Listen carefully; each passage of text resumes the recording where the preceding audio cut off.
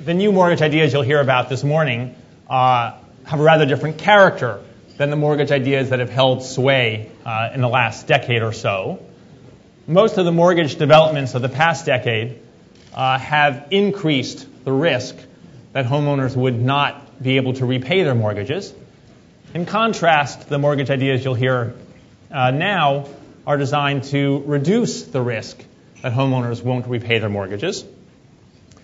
As we know, the higher risk of mortgage loans came from loans that were large relative to the value of the homes that served as collateral, or large relative to the incomes that were used to make payments.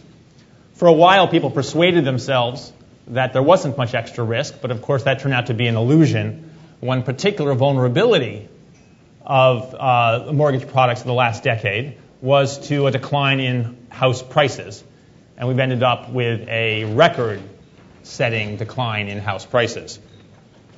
Because the fallout from this unwise lending has been so overwhelming, much of the policy energy of the past year has focused on coping with that fallout.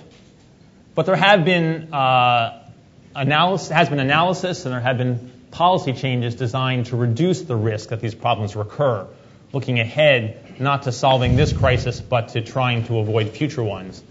And the papers that you'll hear this morning make important contributions in that regard.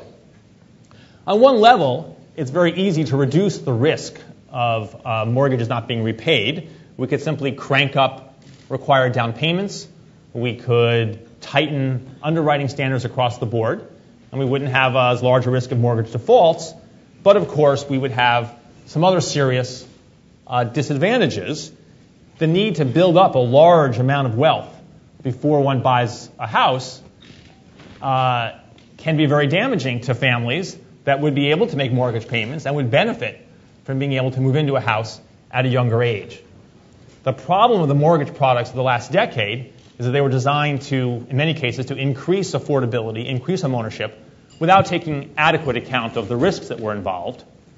In contrast, the work by Andrew and his co-authors and Michael and his co-authors are designed to maintain affordability, but take account of the risk and try to find ways to reduce that risk.